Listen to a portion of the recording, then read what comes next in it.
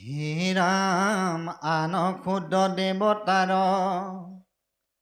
যদি নে দিমতি মহাদুৰাচাৰু কৰৈ মাত ভকতি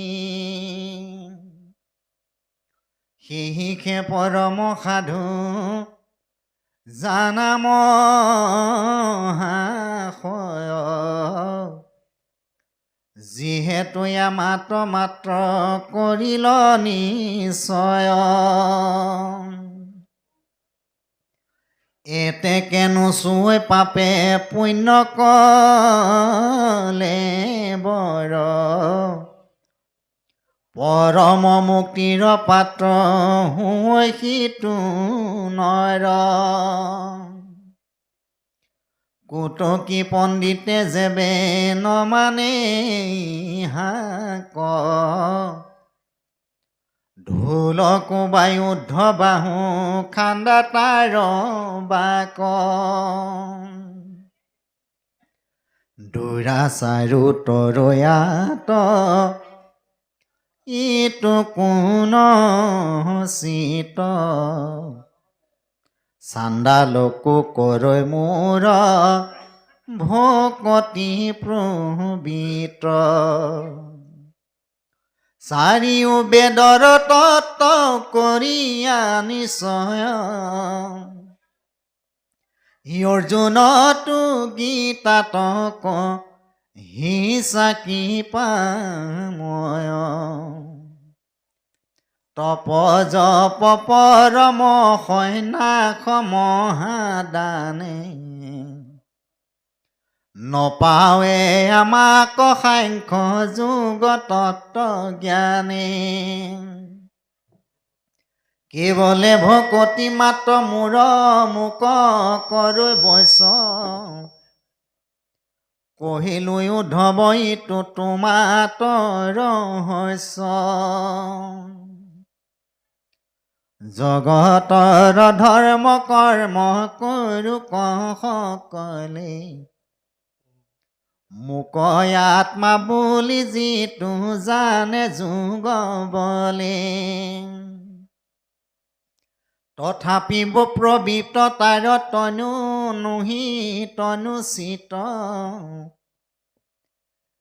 নেৰাই মৃত্যু ভয় জ্ঞানী কৰ্মী কদাচিত কৃষ্ণ জয় গুৰু শংকৰ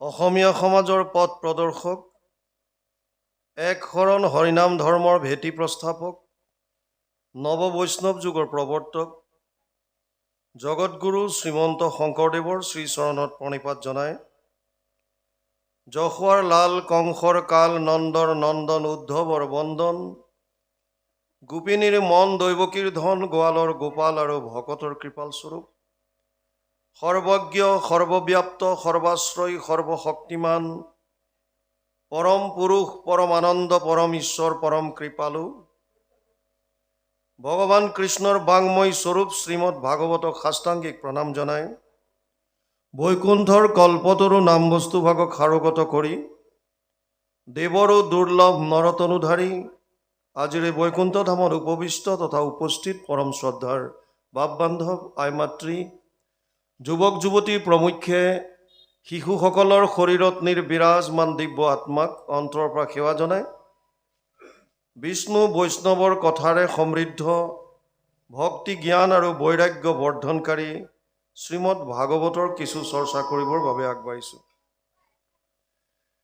জয় জয়তে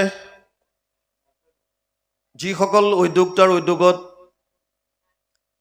তথা ভক্তপ্ৰাণ ৰাইজৰ দান বৰঙণিৰ দ্বাৰা আজিৰ এই অনুষ্ঠান ভাগ অনুষ্ঠিত হৈছে সেই সকলোটিৰে শ্ৰীচৰণত আমি আমাৰ শ্ৰদ্ধা ভৰা সেৱা নিবেদিছোঁ মৰিধল আঞ্চলিক শ্ৰীমন্ত শংকৰদেৱ সংঘৰ তেওঁলোকৰ উদ্যোগত ৰাজবাৰী প্ৰাথমিকৰ আতিথ্যত আজিৰ এই অনুষ্ঠান ভাগ অনুষ্ঠিত হৈছে বুলি আমাক জানিব দিছে ব্যাসদেৱে সংস্কৃত ভাগৱতত এটা কথা লিখিছে কৃতেয়ত ধ্যায়াত বিষ্ণু ত্ৰেতায়াম যজতে মুখে দ্বাপৰে পৰিচৰ্যায়াম কলৌ তদ হৰি কীৰ্তনাত। দ্বাদশ স্কন্ধত 3 অধ্যায় 52 নম্বৰ শ্লোক। ইয়াৰ অনুবাদ মহাপুৰুষ মাধৱদেৱে ঘোষাত কৰিছে। যুগ ধৰ্ম নিৰ্ণয় 399 পদ জোকাত। মাধৱ পুৰুষে কৈছে সত্য যুগে ধ্যান, ত্ৰেতা যুগে যজ্ঞ, দ্বাপৰ যুগত পূজা, কলিত হৰিৰ কীৰ্তন বিনাই আহৰ নাহিকে দুজা। প্ৰথম প্ৰশ্ন হৈছে আমি ঈশ্বৰকনো উপাসনা কৰিব লাগে কিয়? নকৰাকৈতো আছে বহুত মানুহ। নকৰাকৈ থাকিলে কি ক্ষতি হ'ব? আৰু যদি কৰিব লাগে তেতিয়া কেনেকৈ কৰিম? উদ্ধৱৰো মূল প্ৰশ্ন সেইটোৱে আহিব। যদি তোমাক উপাসনা কৰিবই লাগে, কেনেকৈ তোমাক উপাসনা কৰিব, কেনেকৈ তোমাক পাব? প্ৰথম কথা হৈছে কিয় কৰিব লাগে? আমি প্ৰত্যেকজন মানুহে আমাৰ জীৱনত কিছুমান কষ্ট পাবলগীয়া হয়। এই কষ্টসমূহক শাস্ত্ৰই 3টা ভাগত ভাগ কৰিছে। কিছুমান কষ্ট বা তাপ আমাৰ জীৱনলৈ আহে যিবিলাকত আমাৰ কোনো হাত নাই, দৈৱৰ কাৰণে পাওঁ। যেনে ভূমিকম্প আহিল, বানপানী হ'ল, খৰ মাৰিলে, বিভিন্ন ধৰণৰ দৈৱবশত যিবিলাক কষ্ট বা তাপ আমি ভোগ কৰিব লাগে, শাস্ত্ৰই তাক নামাংকিত কৰিছে আধি দৈৱিক তাপ। আধি শব্দটোৱে ৰিলেট কৰায়, সম্বন্ধ জোৰে। যেনে দৈৱ সম্বন্ধীয় বা দৈৱ সম্পৰ্কীয়, এই সম্পৰ্কীয় বা সম্বন্ধীয় বুজাবলৈ আধি শব্দটো ব্যৱহাৰ কৰিছে।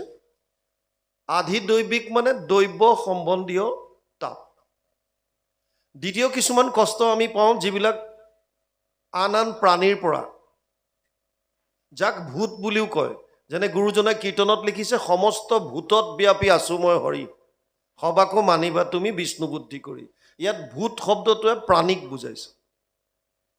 কুকুৰে কামুৰিলে, মেকুৰীয়ে আঁচুৰিলে, সাপে খুটিলে, মানুহে মানুহক কষ্ট দিলে, যিকোনো প্ৰাণী বা ভূতৰ পৰা যেতিয়া আমাৰ জীৱনত আমি কষ্ট পাবলগীয়া হয়, তাপ পাবলগীয়া হয়, তেনেধৰণৰ তাপবিলাকত শাস্ত্ৰই নামাংকিত কৰিছে ভূত সম্বন্ধীয় তাপ। গতিকে আধি ভৌতিক। আন কিছুমান আহিছে আমাৰ নিজৰ কাৰণে, আত্মিক, যেনে শৰীৰৰ কাৰণে, শৰীৰৰ সুস্থতা। আৰু আন আটাইতকৈ ডাঙৰ কথাটো হৈছে মানসিক তাপ। এই দুইটাক একেলগে আধ্যাত্মিক তাপ বুলি কৈছে। শাৰীৰিক আৰু মানসিক দুইটাক একেলগে আধ্যাত্মিক তাপ। কোনো মানুহে আমি কষ্ট পোৱাটো নিবিচাৰোঁ। গতিকে এই 3টা তাপৰ পৰা পৰিত্ৰাণ পাব লাগে। তাপত্ৰয় উন্মূলনম, যদি কিবা উপায় আছে পাব লাগে। দ্বিতীয় ডাঙৰ কথা হৈছে আমি কোনো দুখ নিবিচাৰোঁ, জীৱনত কোনো দুখ নিবিচাৰে। গতিকে দুখৰ নিবৃত্তি হ'ব লাগে। তৃতীয় হৈছে যে আমাক সকলোকে আনন্দ লাগে, গতিকে আনন্দৰ প্ৰাপ্তি হ'ব লাগে। আৰু যিটো সংসাৰ চক্ৰত জীৱবিলাক ভ্ৰমণ কৰি আছে, ইয়াৰ পৰা পাৰিলে আমি মুক্ত হ'ব লাগে। গতিকে 3টা তাপৰ পৰা পৰিত্ৰাণ পোৱা, দুখৰ নিবৃত্তি আৰু পৰম আনন্দ বা ভগৱানক প্ৰাপ্তি, এই 3টা মূল কাৰণ একেলগে কল্যাণ বুলি কোৱা হৈছে। এই কল্যাণ প্ৰাপ্তিৰ উপায় কি? এইটোৱে আছিল নৈমিষাৰণ্যত শৌনকাদি ঋষিসকলৰ মূল প্ৰশ্ন। তত্ৰ তত্ৰ অঞ্জসা আয়ুষ্মান ভৱতায়ত বিনিশ্চিতম পুংসাম একান্তত শ্ৰেয় তৎ না সংচিতুমৰ হসি। শৌনকে কৈছিল যে কলি যুগত মানুহে এই কল্যাণ সাধনৰ অৰ্থে কৰিবলগীয়া শ্ৰেষ্ঠ কৰ্মটো কি? এইটোৱে মূল ভাগৱতৰ ভেটি, যাৰ ওপৰত ভাগৱতখন কৈছে। উত্তৰ দিয়াৰ আগত আন এটা কথা কৈছে যে তুমি যিকোনো উপায় দিলে কলিযুগৰ মানুহে অৱলম্বন কৰিব নোৱাৰিব। যদি সুতমুনিয়ে ক'লেহেঁতেন কোনোবাই যদি কল্যাণ সাধন কৰিব বিচাৰিছে, তেতিয়াহ'লে তেওঁলোকে 1000 বছৰ তপস্যা কৰক। কলিযুগৰ মানুহে 1000 বছৰ তপস্যা কৰিব পাৰিবনে নাই? ইমান দিন আয়ুস নাই। সেইকাৰণে শৌনকে প্ৰথমেই কৈছে প্ৰায়েনা অল্পায়ুষ সভ্য কলৌ যুগে জনা। কলিযুগৰ মানুহৰ আয়ুস কম। মন্দ সুমন্দ মতয়ো মন্দিয় ভাগ্যহী উপদ্ৰতা। দ্বিতীয় হৈছে মানুহৰ বুদ্ধিহীন হ'ব, ভাগ্যহীন হ'ব। 8টা বস্তু কলিযুগৰ মানুহৰ কমি আহিব, শাস্ত্ৰত কৈছে। ততচ্চ অনুদিনম ধৰ্মম সত্যম শৌচম ক্ষমা দয়া কলেন বলেন ৰাজন নংসতি আয়ু বলম স্মৃতি। 12:2:1 দ্বাদশ স্কন্ধ 2য় অধ্যায় 1ম শ্লোকত লিখিছে ধৰ্ম কমিব কলিযুগত, সততা কমিব, ধৰ্ম সত্য শৌচ পবিত্ৰতা কমিব, ক্ষমা দয়া আয়ুস বল স্মৃতি। 8টা বস্তু কলিযুগৰ মানুহৰ হ্ৰাস পাব। দ্বাদশ স্কন্ধ 2য় অধ্যায় 1ম শ্লোক সংস্কৃত ভাগৱতত সুন্দৰভাৱে লিখা আছে। সৌনকে কৈছে যে কলিযুগৰ মানুহৰ যিহেতু আয়ুস কম, স্মৃতিশক্তি কম, শাৰীৰিক বল কম, গতিকে তুমি এনেকুৱা এটা উপায় দিয়া যাতে সব মানুহে কৰিব পাৰে, সহজ উপায় দিয়া। আৰু লগতে কৈছে যে তুমি এনেকৈ নাভাবিবা যে আমি যে 28,000 ঋষি বহি আছো এইবিলাক লিখা পঢ়া নাজানা, এনেকুৱা নহয়। 28 সহস্ৰ ঋষি বেদত প্ৰধান, সব বেদজ্ঞ, কোনো কম নহয়। সমস্যা আমাৰ শাস্ত্ৰ নপঢ়াৰ কাৰণে হোৱা নাই, সমস্যা হৈছে শাস্ত্ৰ পঢ়াৰ কাৰণে। কিয়? কাৰণ আমাৰ সনাতন ধৰ্মত অগণন শাস্ত্ৰ আছে, বাকী ধৰ্মবিলাকত এখন বা দুখন ধৰ্মগ্ৰন্থ। আপুনি যদি মুছলমান বা সম্প্ৰদায়লৈ চাই ইছলামলৈ, তেতিয়াহ'লে কোৰাণখন পাব। যদি খ্ৰীষ্টিয়ান চাই তেতিয়াহ'লে বাইবেল পাব, অল্ড টেষ্টামেণ্ট নিউ টেষ্টামেণ্ট দুটা পাৰ্টত বাইবেল পাব। আপুনি যদি শিখসকললৈ চাই গুৰু গ্ৰন্থ চাহিব পাব। মানে আন আন যিমানবিলাক সম্প্ৰদায় আছে তেওঁলোকৰ ধৰ্মগ্ৰন্থ এখন বা দুখন, কিন্তু আমাৰ সনাতনৰ অগণন আছে, অগণন। হাজাৰ হাজাৰটো উপনিষদ আছে, যদিও মুখ্য 11খন, 18খনটো মহাপুৰাণ আছে। 4 বেদ, 14 শাস্ত্ৰ, 18 পুৰাণ, আমি কৈয়ে থাকোঁ দেখোন। গতিকে অগণন শাস্ত্ৰ আছে, কিন্তু সমস্যা শাস্ত্ৰ থকাৰ কাৰণে হোৱা নাই। সমস্যা হৈছে যে কোনোখন শাস্ত্ৰৰ লগত কোনোখনৰ মিল নাই, সমস্যাটো তাত। আমাৰ যে মানুহে বেলেগক হাঁহে যে ইহঁতে অমুক কৰি আছে তমুক কৰিছে, নাহাঁহিব, নিন্দা নকৰিব। তেওঁলোকৰ হাতত যিখন গ্ৰন্থ পঢ়িছে তেওঁলোকে সেইমতে চলি আছে। স্বয়ং মহাপুৰুষ মাধৱদেৱ শাক্তপন্থী আছিল, পৰম শাস্ত্ৰজ্ঞ হোৱাৰ পাছতো। কোনবিলাক গ্ৰন্থ অধ্যয়ন কৰিছিল? আগম গ্ৰন্থবিলাক, যিবিলাকত বলি বিধানৰ কথা আছে, ফল প্ৰাপ্তিৰ কথা আছে, অমুক কৰিলে অমুক পাবা, তমুক কৰিলে তমুক, এই যে আছে। যেতিয়ালৈকে গুৰুজনাক লগ পোৱা নাই, যেতিয়ালৈকে ভাগৱতৰ কথাখিনি বুজা নাই। সেইকাৰণে আমাৰ কাকো নিন্দা কৰা অধিকাৰ আমাৰ নাই।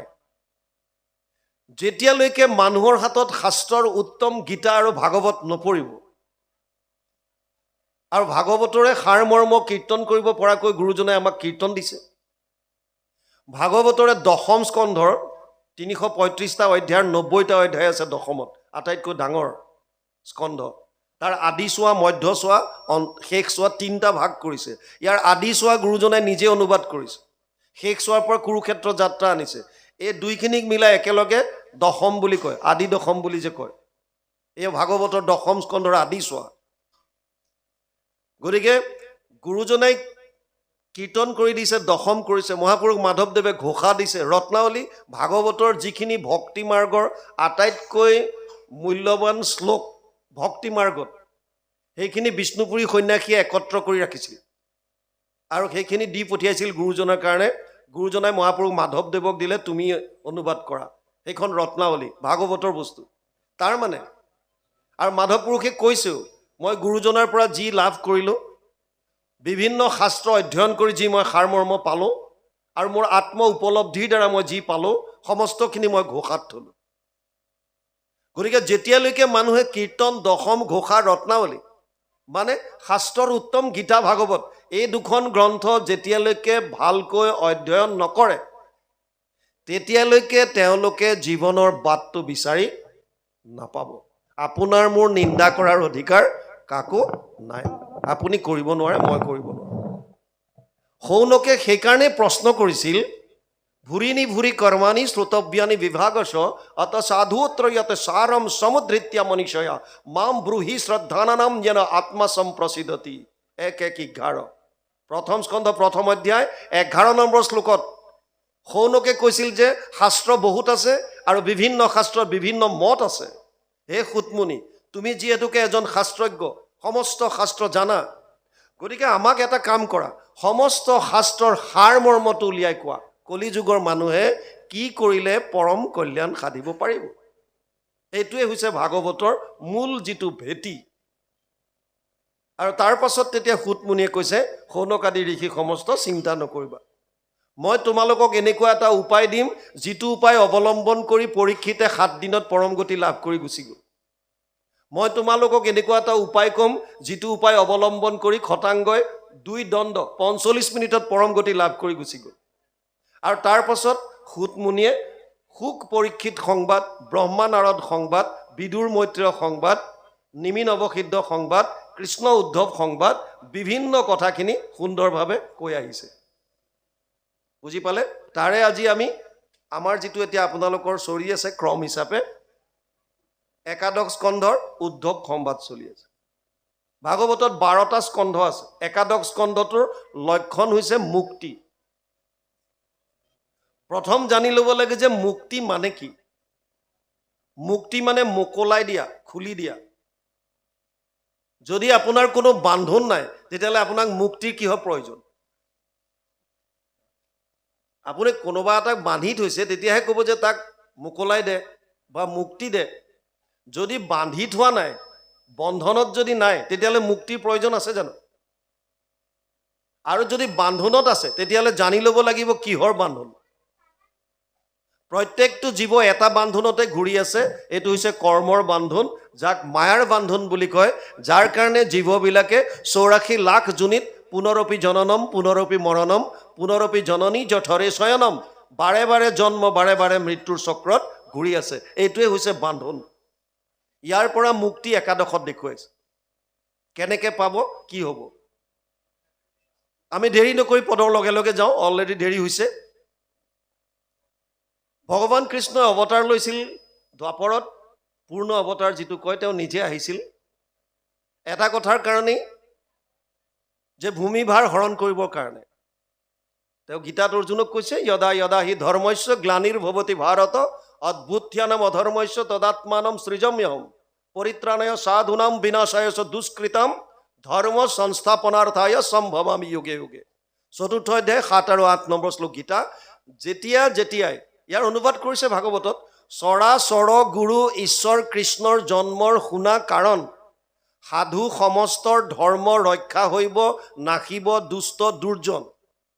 মহন্ত সকলে ইটো জন্ম কৰ্ম শুনিবে গাইবে মুখে, তিনিও তাপক এতেকে নিষ্ঠুৰি পাইবে মুখ্য মহাসুখে। তেওঁ যে অৱতাৰ লৈছে বিভিন্ন, কিহৰ কাৰণে লয়? যাতে তেওঁৰ লীলাবিলাক কলিযুগৰ মানুহে শ্ৰৱণ কৰি এই পৰম মুক্তিটো সাধিব পাৰে। দ্বাপৰত ভগৱান কৃষ্ণ অৱতাৰ লৈছিলে বসুমতীৰ আৰু ব্ৰহ্মা আদি দেৱতাসকলৰ অনুৰোধত ভূমিভাৰ হৰণ কৰিবৰ কাৰণে। তেওঁ ভূমিভাৰ হৰণ কৰিলে, 18 অক্ষৌহিণী সেনা কৰি 17 বাৰ জৰাসন্ধৰ সেনা বধ কৰিছে। এক অক্ষৌহিণী সেনাত 2,18,700 সেনা থাকে। তেনেকুৱা 18 অক্ষৌহিণী সেনা 17 বাৰ জৰাসন্ধৰ সেনা বধ কৰিছে। আৰু কুৰুক্ষেত্ৰৰ যুদ্ধতো 18 অক্ষৌহিণী সেনা মাৰিছে। 7 অক্ষৌহিণী পাণ্ডৱৰ, 11 অক্ষৌহিণী কৌৰৱৰ, মাত্ৰ 11জন বাচিছিল।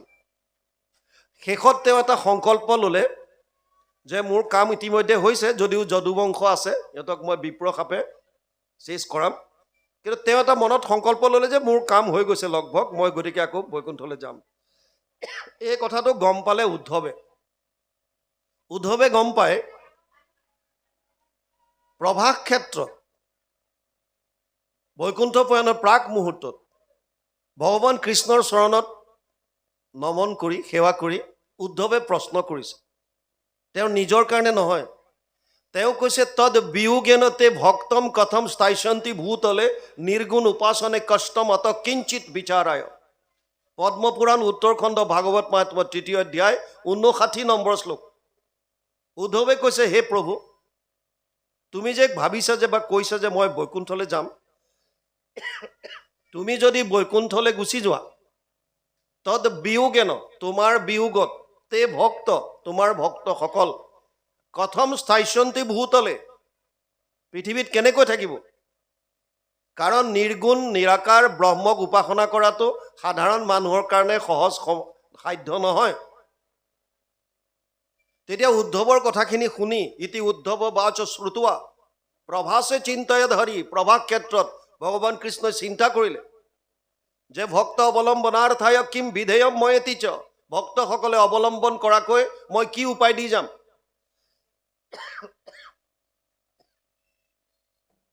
তাৰ পাছত তেওঁ উপায় পালে। সখ্যম যদ ভৱে তেজতচ্ছ ভগৱতে অদাধ্যাত তিৰোধায় প্ৰবিষ্টয়ম শ্ৰীমদ ভাগৱতৰ নৱম। পদ্মপুৰাণ উত্তৰখণ্ড ভাগৱত মহাত্ম্য 3য় অধ্যায় 60 আৰু 61 নম্বৰ শ্লোক। তেওঁ ক'লে যে মই মোৰ সমস্ত বল বীৰ্য, মোৰ ক'বলগীয়া কথা মই বাণী ৰূপে ভাগৱতত বিলীন হৈ থাকিম। আৰু লগে লগে ঘোষণা দিলে তেনেয়ম বাংময় মূৰ্তি প্ৰত্যক্ষ বৰ্ততে হৰি সেৱাত শ্ৰৱণাত পথত দৰ্শনাত পাপনাশিনী। অৰ্থাৎ ভাগৱত ভগৱান কৃষ্ণৰ বাণী ৰূপে আছে, বাংময় মূৰ্তি। ইয়াক যদি কোনোবাই সেৱা কৰে, শ্ৰৱণ কৰে, পাঠ কৰে বা দৰ্শন মাত্ৰ কৰে, তেতিয়াও তেওঁলোকে পাপৰ পৰা মুক্ত হ'ব পাৰিব। এতিয়া উদ্ধৱে ক'লে যে হে প্ৰভু, মোক তুমি কোৱা, তুমি যেতিয়া কায়িকভাৱে এতিয়া নাথাকিবা, তেতিয়া তোমাক মানুহে কেনেকৈ পাব আৰু কি উপায় আছে? তেতিয়া ভগৱানে কৈছিল মোৰ ওচৰলৈ আহিবলৈ 3টা মাৰ্গ আছে। যোগ ত্ৰায়ময়ী প্ৰোক্তা নৰনম শ্ৰেয় বিধিচ্ছয় জ্ঞানম কৰ্মম চ ভক্তিম চ না উপায় অন্য অস্তি কুত্ৰাচিত। 11:26 একাদশ স্কন্ধ 20 অধ্যায় 6 নম্বৰ শ্লোকত ভগৱান কৃষ্ণই উদ্ধৱক কৈছে যে হে উদ্ধৱ, মোৰ ওচৰলৈ আহিবলৈ 3টা মাৰ্গ আছে। এটা হৈছে কৰ্ম মাৰ্গ, যিটো মাৰ্গত এতিয়াও যাগ যজ্ঞ পূজা পাতল ইত্যাদিৰ দ্বাৰা ঈশ্বৰ পাবৰ কাৰণে চেষ্টা কৰি আহিছে, য'ত ইন্দ্ৰিয় প্ৰধান, কৰ্মৰ ওপৰত বেছি গুৰুত্ব দিয়ে। ইন্দ্ৰিয় প্ৰধান, যাগ যজ্ঞ পূজা পাতল ইত্যাদিৰ দ্বাৰা ভগৱানৰ ওচৰলৈ যাব বিচাৰে। এটা হৈছে জ্ঞান মাৰ্গ, য'ত তেওঁলোকে নিজক জানিব বিচাৰে, মই কোন, ক'ৰ পৰা আহিলোঁ, কি কৰা উচিত, আৰু একাত্মভাৱে গৈ সন্ন্যাস ব্ৰত ধাৰণ কৰি ধ্যান ধাৰণা সমাধিৰ দ্বাৰা বহুদিন তপস্যা কৰি তেওঁলোকে সমাধিত ব্ৰহ্মক সাক্ষাৎ কৰিব পাৰে। তেনেকৈ তেওঁলোকে ভগৱানক পায়। আৰু আনটো হৈছে ভক্তি মাৰ্গ। ভক্তি মাৰ্গত মূল বস্তুটো হৈছে সমস্ত প্ৰাণীক ভগৱানময় দেখিবলৈ কৈছে।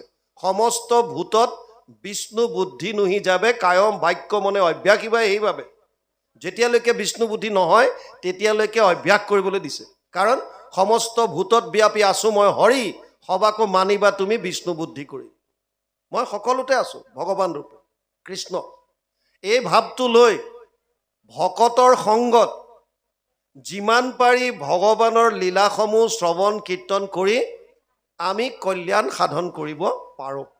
আৰু এই কথাখিনি এতিয়া বুজাই এতিয়া আমি পদৰ লগত যাম। বাপজনাই পাঠ কৰিছে, আন ক্ষুদ্ৰ দেৱতাত যদি নেদি মতি মহা দুৰাচাৰো কৰে আমাত ভকতি সেহিকে পৰম সাধু জানা মহাশয় যিহেতু আমাক মাত্ৰ কৰিলে নিশ্চয়। অপি চেত সু দুৰাচাৰো ভজন্তে মাম অনন্যবাক সাধুৰেৱ মন্তব্য সম্যক ব্যৱস্থিত ইছ। গীতাত কৈছে এইটো 9ম অধ্যায়। যদি আটাইতকৈ দুৰাচাৰো কোনোবা হয়, দুৰাচাৰ মানে যাৰ আচাৰহীন, সমাজে মানা কৰি থোৱা, শাস্ত্ৰই নিষিদ্ধ কৰি থোৱা কৰ্মবিলাক কৰে, আচৰণ অতি বেয়া, আচাৰ ব্যৱহাৰ বেয়া, এজনে দুৰাচাৰ। আটাইতকৈ যদি দুৰাচাৰ হয়, পাপী হয়, তেওঁ যদি কৃষ্ণত একান্তভাৱে শৰণাগতি হৈ ভগৱানক যদি অনন্যভাৱে চিন্তা কৰে, অনন্য মানে না অন্য,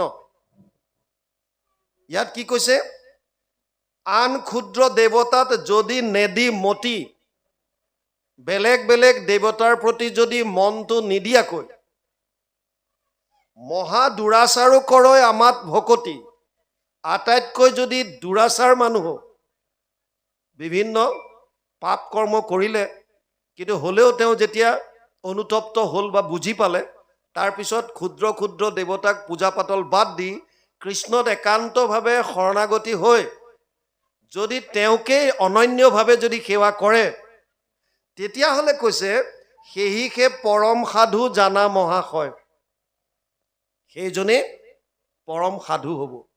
কিয়? যিহেতু আমাক মাত্ৰ কৰিলে নিশ্চয়। যিহেতু চব বাদ দি কেৱল মোক নিশ্চয় কৰিলে, যে মই মোৰ বাহিৰে কোনো নাই। আৰু গীতাত ভগৱানে কৈছে মত্ত পৰতৰম নান্যত কিঞ্চিত অস্তি ধনঞ্জয় মই সৰ্বমিদম প্ৰথম সূত্ৰে মণিগণা এব। 7ম অধ্যায় 7 নম্বৰ শ্লোকত কৈছে মোতকে শ্ৰেষ্ঠ আৰু কোনো নাই। হে অৰ্জুন, যেনেকৈ মালাডালত সূতাডালত মণিবিলাক গাঁঠি থোৱা থাকে, তেনেকৈ সমস্ত প্ৰাণী মোৰ লগত গাঁঠি থোৱা আছে। মোক বাদ দি বাকী কাৰো অস্তিত্ব নহ'ব। আপুনি মই ভাবিছোঁ যে মই বেলেগ ভগৱান বেলেগ, তেনেকুৱাও নহয়। আমাৰ লগত আছে তেওঁ। দ্বা সুপৰ্ণা সয়ুজা সখায়া সমানম বৃক্ষম পৰিচয় বাজতে ত্বয়ুৰণ্যম পিপলাদ স্বাদস্তি অস্নানমন্যু অভিসাক্ষিতি। শ্বেত চতুৰ উপনিষদ 4ৰ্থ অধ্যায় 6 নম্বৰ মন্ত্ৰত লিখিছে এক বৃক্ষে দুই পক্ষী, ৰূপে দুইকো সম দেখি, দুইৰো দুই সখা নিৰন্তৰ, এক বৃক্ষে ফল খায়, তভুনিতে শুকাই যায়, নাখায় যিটো সিটো গুণে বৰ। এজোপা গছত দুটা চৰাই, দেখাত দুইটা একেই, দুইটাৰ সখা। এটা পক্ষীয়ে সেই গছজোপাৰ ফল খায়, যিটোৱে ফল খায় সি শুকাইহে গৈছে, আৰু যিটোৱে নাই খোৱা চাই আছে, সি কিন্তু নদকা হৈ আছে। সেই যিজনে ফল নাই খোৱা সেইজনৰ কথা কৈছে, সেহি তুমি পৰমাত্মা। ক'ত আছা? সংসাৰ বৃক্ষত আছা, এইজোপা গছত। কৰ্মফল নকৰা ভোজন, এই সংসাৰ বৃক্ষজোপাত যি কৰ্মৰ ফল, এইটো ভগৱানে ভোগ কৰিব নালাগে। জীৱাত্মাও আছে তাতে, আমাৰ আত্মাবিলাক মায়া অহংকাৰ মতে যিমানবিলাক মায়াত আবদ্ধ হৈ কৰ্ম কৰিছো, কৰ্মফল ভুঞ্জে সৰ্বক্ষণ। আমি প্ৰত্যেকেই কৰ্মফল ভোগ কৰি আছো। গতিকে ভগৱান আমাৰ ইয়াত আছে এনিটাইম। এইজনক বাদ দি যদি আমি আন দেৱতাবিলাকৰ ওচৰত যাওঁ, তেতিয়াহ'লে আমাৰ একান্ত নহ'ব, একত অন্তঃসৰণটো নহ'ব। সেইটোৱে হৈছে ব্যভিচাৰ। সেইকাৰণে বাৰে বাৰে শাস্ত্ৰত এটা কথাই কৈছে যে আমি আশ্ৰয় ক'ত ল'ম, ক'ত ল'লে আমাৰ আশ্ৰয়টো শুদ্ধ হ'ব, শৰণটো শুদ্ধ হ'ব। ভাগৱতৰ 10টা লক্ষণৰ 9 নম্বৰৰ লক্ষণটো একাদশ স্কন্ধত মুক্তিৰ কথা কৈছে, দ্বাদশ লক্ষণটোত আশ্ৰয় কথা কৈছে। ইয়াৰ পিছৰ যিটো স্কন্ধ, দ্বাদশ স্কন্ধ, সেইটোৰ লক্ষণ হৈছে আশ্ৰয়। আশ্ৰয় মানে শৰণ। জীৱই শৰণ ক'ত ল'ব? এটা কাহিনীৰ দ্বাৰা বুজক, ভগৱানত একান্তভাৱে শৰণ হ'লে কেনেকুৱা হ'ব পাৰে। অন্তিম সময়তো আপোনাৰ নৌকা হয়তো বেলেগ দিশত লৈ যাব পাৰে। ভগৱানৰ যদি কৃপা হয়, আপোনাৰ যদি ভক্তিভাৱত নিষ্ঠা থাকে, আস্থা থাকে, বিশ্বাস থাকে, তেতিয়াহ'লে প্ৰভুৰ কৃপাত আপোনাক যিকোনো অৱস্থাৰ পৰা, বেয়া অৱস্থাৰ পৰা আপোনাক তাৰ পৰা উদ্ধাৰ কৰি লৈ আহিব পাৰে। জলহন্তে যেন পদ্ম, নৰকৰো পৰা তাক, আপুনি উদ্ধাৰৰ অংগ বনে। ঘোষাত লিখিছে নহয় মহাপুৰুষ মাধৱদেৱে, মাধৱে বোলন্ত মুক কৃষ্ণ কৃষ্ণ কৃষ্ণ বুলি সদায়ে সুমৰে যিটো জনে, জলহন্তে যেন পদ্ম, নৰকৰ পৰা টাংক, আপুনি উদ্ধাৰৰ অংগ বনে। ই যেনেকুৱাই য'ত নাথাকক কিয়। এটা কাহিনীৰ দ্বাৰা বুজক। এখন দেশত এজন ৰজা আছিল। ৰজাজনৰ কোনো সন্তান নাছিল, উত্তৰাধিকাৰী। যে আমাৰ এটা স্বভাৱ আছে, যিটো বস্তু আমাৰ নাথাকে আমি তাত সুখটো থাকে বুলি ভাবোঁ। এইটো আমাৰ চবৰে স্বভাৱ। যিটো আছে তাত আমি গুৰুত্ব নিদিওঁ, যিটো নাই সেই বস্তুটোত সুখ থকা বুলি ভাবোঁ। ৰজাজনে সেইকাৰণে সন্তান নোহোৱাৰ কাৰণে, যদিও এখন দেশৰ ৰজা, তথাপিও মনত শান্তি নাই। কিয়? সন্তান নাই, উত্তৰাধিকাৰী নাই। কিন্তু এটা কথা ভাবি চাওক, সন্তান হ'লেই মাক বাপেক সুখী হয় জানো? আপোনালোকে কওক, সংসাৰত আপোনালোকে দেখাৰ ভিতৰত কওক। উগ্ৰসেনৰ পিতেক আছিল কংস। কংসৰ কাৰণে উগ্ৰসেনে সুখ পাইছিল নে দুখ পাইছিল? উগ্ৰসেনকতো বন্দী কৰি থৈ দিছিল কাৰাগাৰত। তেওঁ বাপেকক বন্দী কৰি নিজে ৰজা হোৱা নাই জানো? আৰু বৰ্তমান যদি চাই, ঔৰংজেবলৈ চাওক, বাপেক শ্বাহজাহানক বন্দী কৰি থৈ ঔৰংজেব ৰজা হৈছিল। শাস্ত্ৰলৈ যদি যায়, অংগৰ পিতেক বেনৰ অত্যাচাৰত বাপেকৰ অৱস্থা নাইকিয়া হৈছিল। ভাগৱত মহাত্ম্যত আত্মদেৱ বুলি এজন বিপ্ৰৰ কথা কয়, তেওঁৰ পুতেক ধুন্ধকাৰী অত্যাচাৰত থাকিব নোৱাৰি, যি ধুন্ধকাৰীয়ে মাকক জ্বলা খৰি লৈ পেলাই, জুইত জ্বলি থকা খৰিয়ে মূৰত মাৰিছিল। ক'ত মাক বাপেকৰ সুখ আছে এইবিলাক সন্তানৰ পৰা? যদি সংস্কাৰী সন্তান নহয়, যদি বৈষ্ণৱ সন্তান নহয়, তেতিয়াহ'লে সুখটো বহুত দূৰত। এই সন্তানৰ পৰা মাক বাপেকে দুখ কষ্ট পাবলগীয়া হয়। আপোনালোকে জানি আচৰিত হ'ব, বৰ্তমান অসমত বহুত সৰু সৰু চহৰত 2-3খনকৈ নিচামুক্তি কেন্দ্ৰ খুলিবলগীয়া হৈছে। Rehab centre. নিচা খাই ক'ব নোৱাৰে, ড্ৰাগছ খাই ক'ব নোৱাৰে, মাক বাপেকৰ অশান্তি, পইচা দি ল'ৰাবিলাকক তাত ৰাখিছে। ল'ৰা বাদ দিয়ক, গুৱাহাটীত ছোৱালীৰ কাৰণেও আছে। মাজতে এজনী অ'নাৰক তেনেকৈ এৰেষ্ট কৰিছে পুলিচে। তাৰমানে নিচা বা ড্ৰাগছ ড্ৰাগছত আসক্ত। যি মাক বাপেকৰ সন্তান ড্ৰাগছত আসক্ত হৈ সমাজত অপকৰ্ম কৰে, সেই সন্তানৰ পৰা মাক বাপেকে আনন্দ পাবনে কষ্ট পাব? বুজি পাইছে নাই? কিন্তু ৰজাজনে ভাবিলে যে মোৰ উত্তৰাধিকাৰী নাই, গতিকে এজন পালেহে মানে মোৰ মনটো শান্তি। গতিকে তেওঁ বিচাৰি বিচাৰি উপদেশ বিচাৰি ফুৰিছে কেনেকৈ সন্তান হ'ব। আমাৰো বহুতে তেনেকৈ চোৱা চিতা কৰি ফুৰে নহয়। অকণমান কিবা সংঘাত আহিলে কোনোবাই দোল বান্ধে, কোনোবাই তাবিজ বান্ধে, কোনোবাই কিবা। একত শৰণ লৈছোঁ বুলি কোৱাৰ পাছত আৰু বাকী একো নাই। যি কৰিব তেওঁ কৰিব, তৈয়াৰ থাকক। যি হ'ব তেওঁ কৰিব। বেয়া আহিলেও তেওঁ দিব, ভাল আহিলেও তেওঁ দিব, আমি খালি গ্ৰহণ কৰিম, বছ। ৰজাজনে এজন তান্ত্ৰিকক লগ পালে। তান্ত্ৰিকজনক গৈ সুধিলে যে মোৰ কোনো সন্তান নাই, উত্তৰাধিকাৰী নাই, গতিকে মোক এটা উপায় কিবা এটা দিয়া। তান্ত্ৰিকে ক'লে, মহাৰাজ আন উপায়টো মই একো দেখা নাই, আপুনি সৰু ল'ৰা এটা বলি দিব লাগিব। এতিয়াও বহুতে তেনেকৈ কয়, বলি দিব লাগিব। মহাপুৰুষ মাধৱদেৱে দেখোন মাকৰ অসুখ হৈ থাকোঁতে দেৱী মাৰ ওচৰত প্ৰাৰ্থনা কৰিছিল, মোৰ মাক ভাল কৰি দিয়া, এহাল পাঠা ছাগলী দিম। যেতিয়ালৈকে গুৰুজনাক লগ পোৱা নাই, তাৰ ওপৰত তৰ্ক হোৱাৰ পাছত গুৰুজনাক লগ পোৱাৰ পাছত তেওঁ এনেকুৱাকৈ এক শৰণত সোমাল যে যিটোৰ কাৰণে আমি আজি গুৰুজনাক ভালদৰে জানিব পাৰিছোঁ, তাৰ মূলতঃ মহাপুৰুষ মাধৱদেৱ। কিন্তু তেওঁ আছিলে ঘোৰ শাক্ত। কেতিয়ালৈকে? যেতিয়ালৈকে এক শৰণ তত্ত্বটো বুজি পোৱা নাই। তান্ত্ৰিকজনে ক'লে এটা ল'ৰা বলি দিব লাগিব। মহাৰাজজন ধাৰ্মিক আছিল, তেওঁ ক'লে অসম্ভৱ, এইটো মই নোৱাৰিম। তান্ত্ৰিকে ক'লে আপুনি যদি বলি নিদিয়ে সৰু ল'ৰা এটা, কোনো দিন আপোনাৰ সন্তান নহয়। এতিয়া মানুহ লোভত পৰিলে পাপ কৰ্ম কৰে।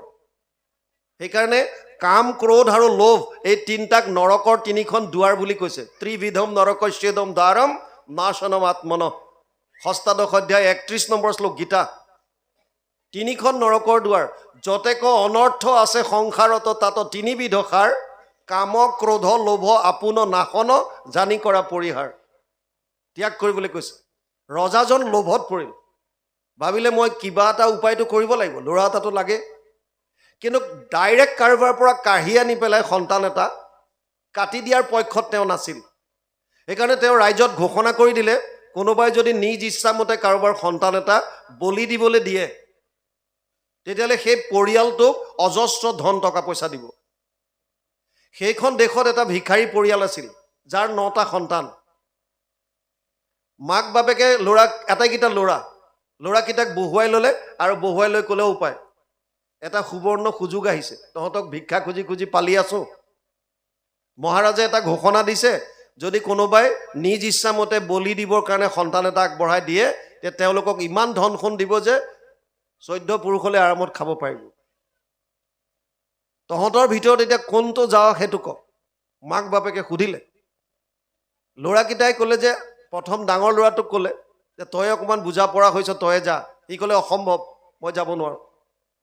যেতিয়ালৈকে মই নিজৰ ভৰিত থিয় নিদিওঁ, তেতিয়ালৈকে আমাক পালন পোষণ কৰাৰ দায়িত্ব পিতৃ মাতৃ। সন্তান যেতিয়ালৈকে নিজৰ ভৰিত থিয় হ'ব নোৱাৰে, তেতিয়ালৈকে তেওঁলোকক খুওৱা বুওৱা লালন পালনৰ দায়িত্ব সম্পূৰ্ণৰূপে পিতৃ মাতৃ। ডাঙৰটোৱে ক'লে যে তহঁতে মোক চুৰ কৰি আনি খোৱা, ডকাইত কৰি আনি খোৱা, কি কৰি খোৱা তহঁতৰ কথা, জন্ম দিছ যেতিয়া পালন কৰিব লাগিব। মই যেতিয়ালৈকে নিজৰ ভৰিত থিয় হ'ব নোৱাৰোঁ। এনেকৈ এটা এটাকে সুধি আহিলে, চবেই মানা কৰিলে। একেবাৰে সৰু ল'ৰাটো 7 বছৰমান বয়স আছিল। তাৰ আকৌ এটা স্বভাৱ আছিল, ই সৰুৰে পৰা 2-3 বছৰ বয়সৰ পৰা ভকত দেখা পালেই পটকৈ ভিতৰলৈ গৈ গামোচা এখন পিন্ধে, পোনটো মাৰি ধুতিৰ নিচিনা, আৰু ডিঙিত এখন গামোচা লৈ টুক টুককৈ ভকতৰ ওচৰত আহে। ভকতক কলপাতখন আনি দিয়ে, পানী আনি দিয়া, কঠ আনি দিয়া, ইটো সিটো কাম কৰে। আৰু তেওঁলোকৰ পৰা ভাগৱতৰ কাহিনীবিলাক শুনে, খুব ভাল পায়। আৰু ভকতো তাক মৰম কৰে, ইয়াৰ ইমান উৎসাহ কৰোঁতে।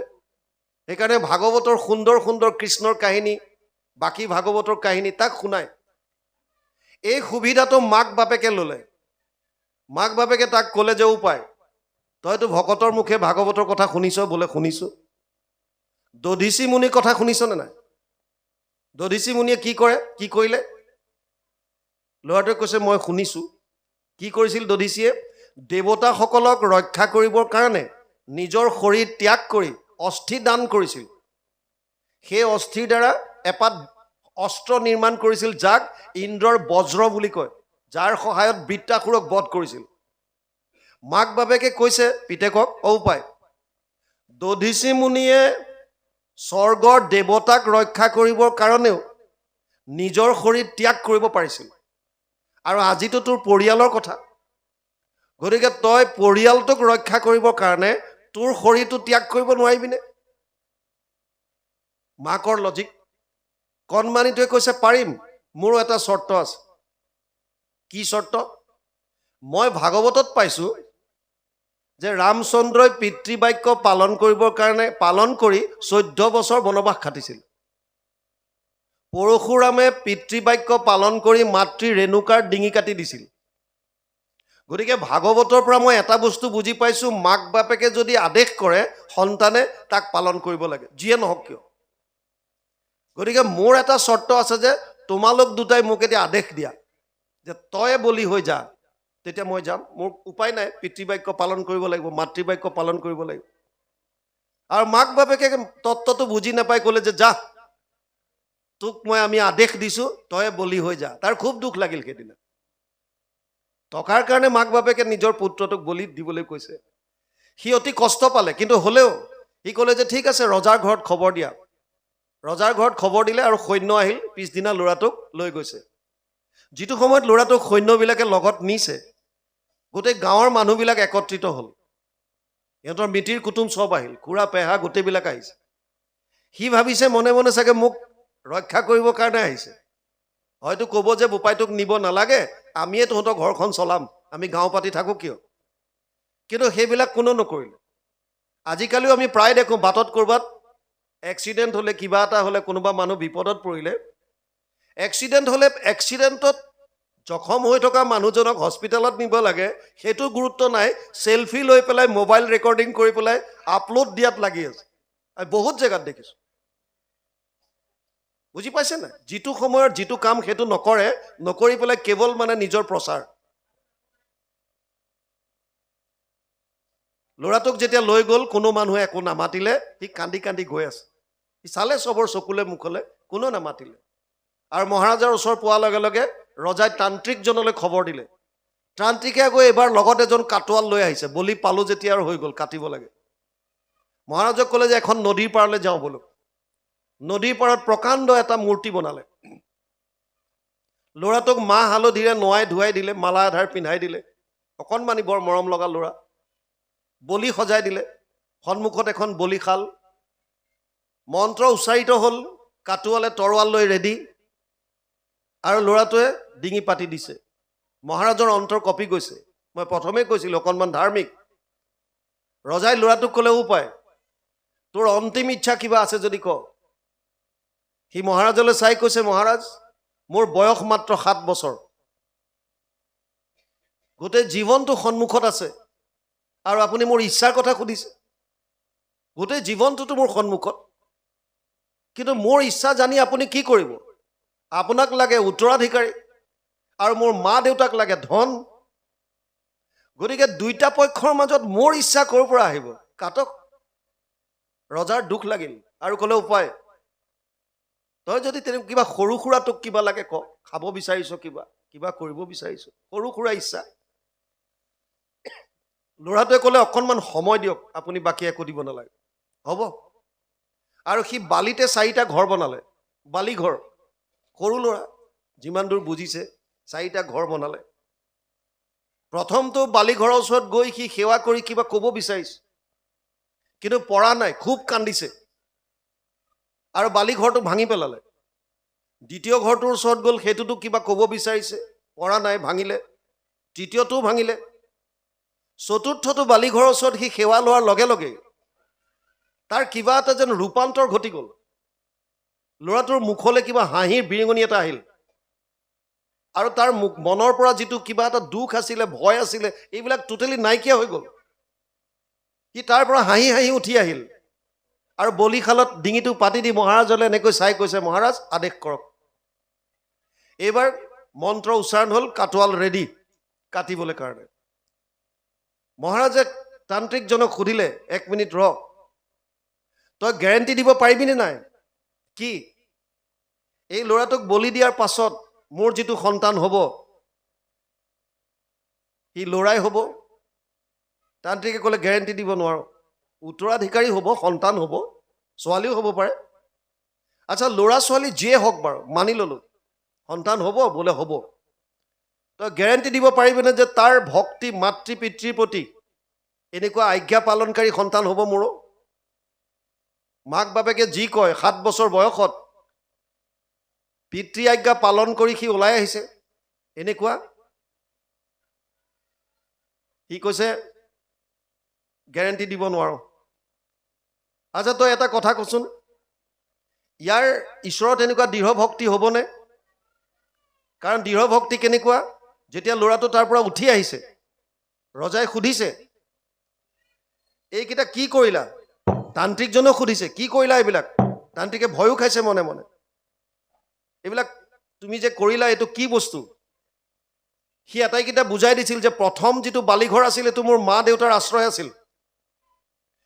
সৰু ল'ৰা ছোৱালীয়ে যেতিয়া ভয় খাই দৌৰ মাৰি গৈ মাকৰ কোলাত উঠে, দেউতাকৰ কোলাত উঠে আৰু নিজকে সুৰক্ষিত বুলি ভাবে।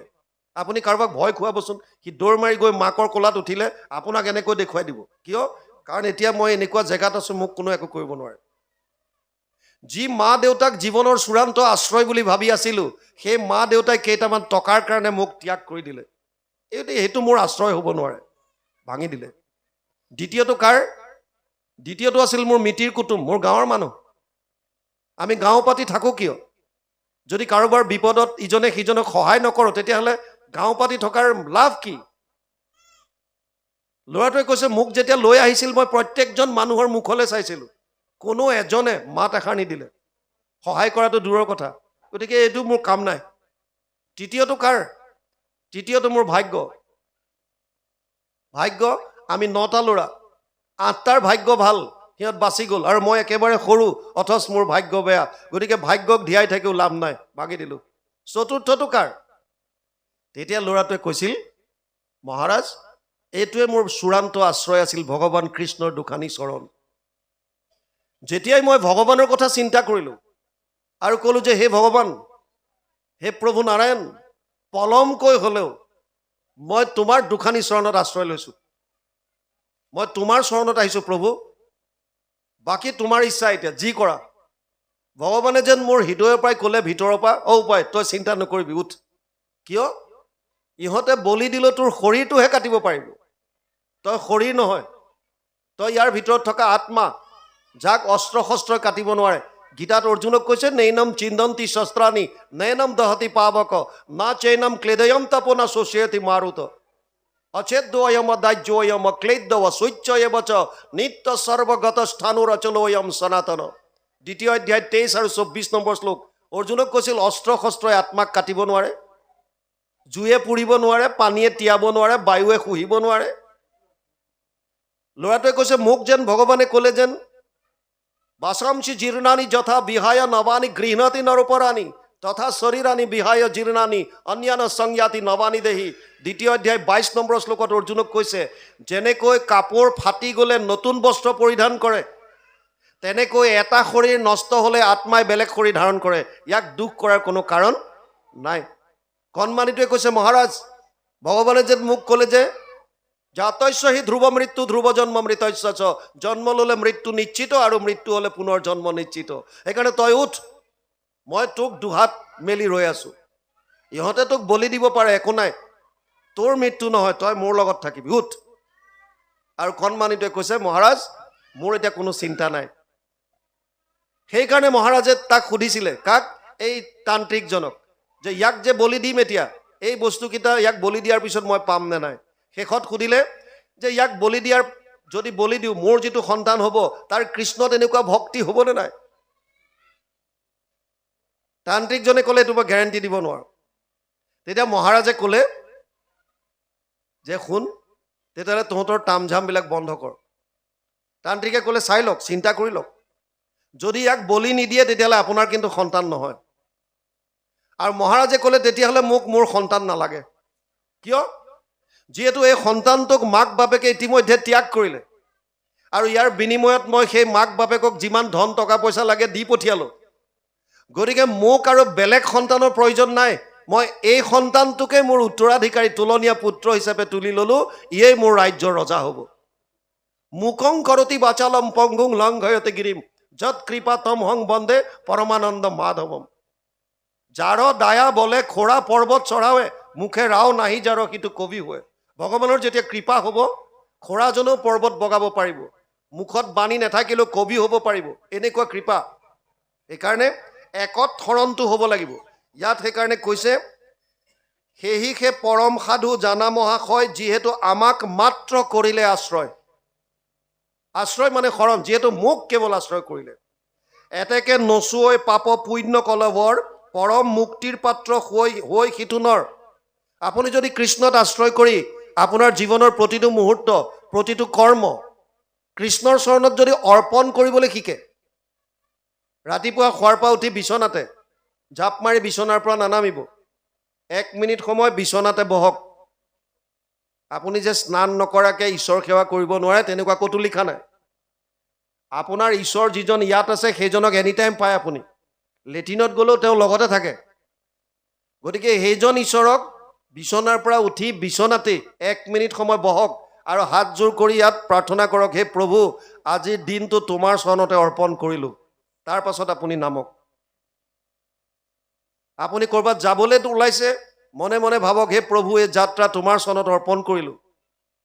ৰাতি শুবলৈ গৈছে, হে প্ৰভু, ৰাতিটো তোমাৰ চৰণত অৰ্পণ কৰিলোঁ। প্ৰতিটো কৰ্ম ভগৱানৰ চৰণত অৰ্পণ কৰক। তাৰ পাপ পুণ্যৰ ফলে আপোনাক চুব নোৱাৰে। চুব নোৱাৰে মানে আপুনি বন্ধনত নোসোমায়। সেই কথাটোকে কৈছে ইয়াত, এতেকে নচুৱৈ পাপে পুণ্য কলেবৰ, পৰম মুক্তিৰ পাত্ৰ হৈ সিটোনৰ। আপুনি ঈশ্বৰত আশ্ৰয় লোৱাৰ পাছত আপোনাৰ সম্পূৰ্ণ শৰীৰ পুণ্য হৈ যাব, পাপ তাৰ ওচৰলৈকে আহিব নোৱাৰে।